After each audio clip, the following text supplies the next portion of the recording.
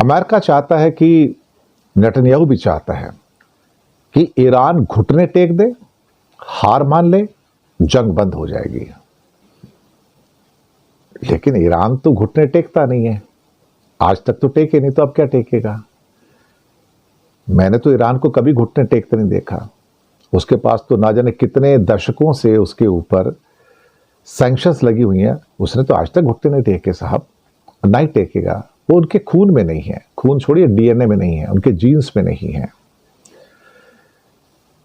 80,000 से ज्यादा ड्रोन्स इनके पास हैं, 80,000 से ज्यादा। अमेरिका को इससे खौफ हो रहा है, कहता भैया इतने ड्रोन आए कहां से इनके पास, कौन दे रहा है इनको, माल मसाला कौन दे रहा है इसको, सबको पता चाइना दे रहा है। अब अमेरिका और इजराइल डरे हुए हैं, क्योंकि कल को सपोज करो 3,000 मिसाइलें इनके पास, कहते हैं, हो सकता है ज्यादा भी हो सकती हैं, हो सकता है कम भी हो, थोड़ी सी हो सकता है इनकी, और 1 महीने में सारी मिसाइलें खत्म हो जाएं। ड्रोन तो नहीं खत्म होते, ड्रोन तो 1 साल तक नहीं खत्म होते साहब इनके। रोज 500 मार देगा तो भी चलते रहेंगे, 6 महीने तो ये चलेंगे, बाकी रोज बनाते हैं। तो लोकल ड्रोन हैं साहब, सस्ते ड्रोन हैं, और उसके कंपोनेंट वगैरह सब चाइना से आते रहते हैं, बाई ट्रेन आते हैं, आपको पता ही है ना, मैंने नक्शे भी कई बार दिखा दिए अब तो मार्को रूबियो जो विदेश मंत्री हैं अमेरिका के, वो कहते हैं यार इतने ड्रोन बना कैसे लेते हो तुम, हम तो बना ही नहीं पाते, तुम कैसे बना लेते हो, सैकड़ों ड्रोन पर डे कैसे बना रहे हो तुम। ये तो खास बात है साहब, ये तो कारीगरी है उनकी, हजारों लोग काम करते हैं और बनाते हैं वहां पर। और एक एक ड्रोन जो डैमेज कर रहा है साहब, जो नुकसान कर रहा है, उनके जो इंटरसेप्टर मिसाइल्स हैं खत्म होती जा रही हैं अब तो। और 5 दिन के बाद आप देखो तो इनके पास कुछ बचेगा नहीं साहब, ना अमेरिका के पास, ना इजराइल के पास, ना मिसाइल बचेंगी, ना इंटरसेप्टर मिसाइल बचेंगी। कहीं ऐसा ना हो कि और 1 महीने बाद इन्हें भीख मांगनी पड़ी, भैया तू वॉर खत्म कर ले, हम सैंक्शन उठा लेते हैं, जो मर्जी कर ले तू, ऐसा होगा। अमेरिका कब तक मार खाएगा। 5 दिन में, 5 दिन की वॉर में अब तक, जो कल तक थी, $5 बिलियन खर्च कर चुका है अमेरिका।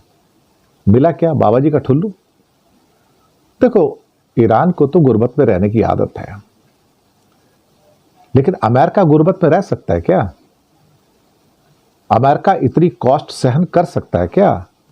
और अमेरिका साथ में इजराइल से कहा भैया तेरे को भी कॉस्ट बेयर करनी पड़ेगी, आधी तू करेगा आधी मैं करूंगा, धंधा खत्म है, प्यार मोहब्बत रख अपने पास, तू आधा पैसा दे मेरे को यहां पे। इजराइल तो वैसे नंगा हो पड़ा, उसकी इकोनॉमी वैसे ही शंबल्स में पूरी की पूरी। अब 80,000 ड्रोन डरा रहे हैं, और ड्रोन की जो फैक्ट्री उनकी जो गुफाओं के अंदर है वो लगातार चल रही है, अभी भी चल रही है, डेली बन रहे हैं। 5 दिन में 2,000 से 2,500 ड्रोन इन्होंने यूज कर लिए हैं अब तक। रोज करीब 400-500 ड्रोन यूज करते हैं लोग, और रोज अगर 400-500 ड्रोन यूज करते रहे, ऐसी कोहराम बचाते रहे, तो अभी का जो स्टॉक है वो उनका 6 महीने चलेगा, 6 मंथ्स।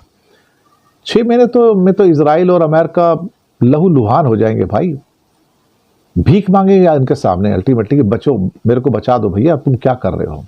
और ये गल्फ कंट्री भीख मांगेंगे बाद में, क्योंकि जिस देश के पास जब इंटरसेप्टर मिसाइल नहीं बचती ना, वो कुछ कर नहीं सकता। देखो ईरान के पास तो है ही नहीं, छोड़ दो ना उसको, तो तुम जहां मारोगे वो उसको चोट लगेगी। लेकिन 10 करोड़ लोग हैं ना, चोट खा लेगा। कितने मर जाएंगे, 1 करोड़ मर जाएंगे, 2 करोड़ मर जाएंगे, तो भी 8 करोड़ बच जाएंगे। इजराइल के तो है ही 70 लाख, जो ज्यूज हैं सिर्फ 70 लाख ही हैं भाई, उसमें 20 लाख मर गए, तो बाकी बचेगा कौन वहां पे। और आजकल बड़ी चर्चा और हो रही है कि डर्टी बम यूज किया जाएगा। डर्टी बम का मतलब होता है कि भैया एटम बम, एटम बम का तो इस्तेमाल नहीं होता।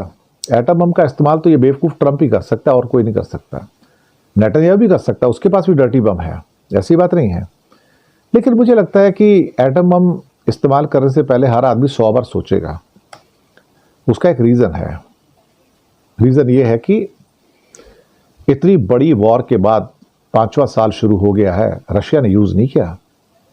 यूक्रेन के ऊपर यूज कर सकता था वो, लेकिन आज तक यूज नहीं किया उसने किंजल मिसाइल यूज की, और सैनिक यूज की, भारी से भारी मिसाइलें यूज की, लेकिन उसने आज तक कभी भी एटम बम यूज नहीं किया। 6,000 बम है उसके पास।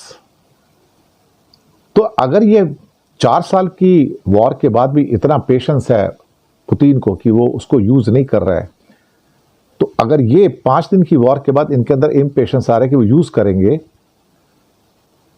तो भाई उसके बाद ना अमेरिका बचेगा ना इजराइल बचेगा। ये बात तो लिख के रख लो, क्योंकि फिर एक दो प्लेयर ऐसे बैठे हैं यहाँ पर दुनिया में जो ईरान को डर्टी बम और ज़्यादा देने को तैयार हैं। उसमें नॉर्थ कोरिया भी बैठा है, चाइना भी बैठा है। भाई सब करोगे क्या अल्टीमेटली आप? जब आग लगती तो फिर पूरी लगेगी ना। लेकिन ईरान तो जंग हारता नहीं, ईरान जंग हारता नहीं और अमेरिका जंग जीतता नहीं। और अल्टीमेटली महीने 2 महीने के बाद जब पूरी दुनिया का नुकसान मोर देन $1 ट्रिलियन हो चुका होगा, या may be around 5 to 10 trillion dollar का ट्रेड का नुकसान हो चुका होगा, फैक्ट्रियां बंद हो चुकी होंगी, तब अमेरिका कहेगा चलो ठीक है मैं तुम्हारी बात मानता हूँ, टेबल पे आ जाओ, थोड़ा समझौता कर लो। लेकिन तब समझौता ईरान की शर्तों पे होगा। अस्सलाम वालेकुम दोस्तों, जैसे अमेरिका वियतनाम से, फिर अफगानिस्तान से, इराक से, हर जगह से भागा है।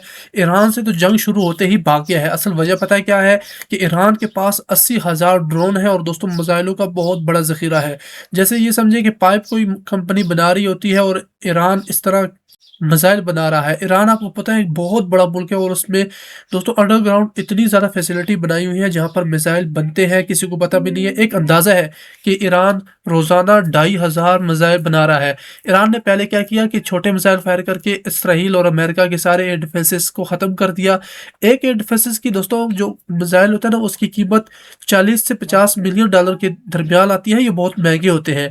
तो आप खुद सोचें कि 5 से 10 हज़ार का एक ईरानी मिसाइल या फिर ड्रोन वो जाता है और 50,000 के एयर डिफेंस सिस्टम का मिसाइल का ज़ाया कर देता है। इसलिए अब अमेरिका और इसराइल के पास सिर्फ और सिर्फ 10 दिन के एयर डिफेंसेस रह गए हैं। उसके बाद ये समझे कि अमेरिका के लिए पूरा मिडिल ईस्ट दोस्तों एक खुली फील्ड बन जाएगी, जहां पर जाएगा वो अमेरिका को ठोकेगा। और ऐसा ही हो रहा है। और अब ट्रंप चीख रहा है मार्को रूबियो पर, उसे कह रहा है किसी तरह ईरान को मनाओ कि सीज फायर करें। दोस्तों सीज फायर और भी जाता। आप खुद सोचिए कि आप दूसरे मुल्क की सबसे बड़ी लीडरशिप को मार दे तो वो कहाँ पर होगा। अब अगर सीज फायर होता है तो वो ईरान की शर्तों पर होगा और यह होगा कि ईरान एटमी हथियार बनाएगा। एटमी हथियार बनाएगा ईरान और उसे कोई रोकेगा नहीं। तब जाकर ईरान दोस्तों सीज फायर पर दस्तखत करेगा, नहीं तो नहीं करेगा। क्योंकि आपने तो उसकी उस जगह पर हमला कर दिया जहां पर हमला नहीं करना था। आपने ईरान की सुप्रीम लीडर को मार दिया है। अब तो ईरान दोस्तों खुल्लम खुला जहां पर चाह रहा है मिसाइल मार रहा है। रियाज में उसने मारा। दुबई दोस्तों सबसे ज्यादा गैर महफूज है, जहां पर दुनिया भर के टूरिस्ट भरे पड़े थे। अब वो भाग रहे हैं, अपनी जानें बचा रहे हैं। उन्हें पता है कि ईरान छोड़ेगा नहीं, मिसाइल मार रहा है, जहां पर चाहता है मिसाइल मार देता है। अब हालत तो ये हो गई है कि ये कहा जा रहा है कि ट्रम्प ने ऑर्डर दिया है कि जापान और साउथ कोरिया में जो उनके एयर डिफेंसेस थर्ड लगे हुए हैं वो वापस लाकर सऊदीया कतर में जो इनकी बेसिस है वहां पर लगाया जाए, ताकि उन्हें महफूज किया जाए। और दोस्तों साथ में ईरान को बहुत बड़ी सपोर्ट मिल रही है चीन के बेदू सिस्टम से, जिसने अमेरिका के F-15 को हैक करके वहीं पर क्रैश करवा दिया, जिसे फ्रेंडली फायर कहा जाता है, यानी अपने ही त्यारे मार दिए। वहां से खुली सपोर्ट मिल रही है। रूस से भी खुली सपोर्ट मिल रही है। जहां तक दोस्तों कहा जा रहा है कि S-400 का माहिदा हो गया था, लेकिन वो आई नहीं। वो आ जाती तो आज ईरान को इतना बड़ा नुकसान ना होता। आपको पता है 160 के करीब बच्चों के स्कूल पर हमला किया गया और दोस्तों 160 छोटी बच्चियां शहीद कर दी गई थी इसराइल और अमेरिका की जानब से, जो पूरी दुनिया में लोगों के हकूक की बात करते हैं। खुद देखिए एप्स्टीन फाइल से बचने के लिए इन्होंने ये जंग शुरू की है और ये इनके गले पड़ गई है। ये अफगानिस्तान से बड़ी हार साबित होगी, क्योंकि ईरान तो दोस्तों एक बहुत बड़ा मुल्क है, उसे जीतना नामुमकिन है। यहाँ पर ये भी कहा जा रहा है कि अब अमेरिका ये चाहता है कि वो ज़मीनी आर्मी उतारे। ज़मीनी आर्मी उतारेंगे तो यकीन मानिए कि ईरानी उन्हें काट कर खा जाएंगे।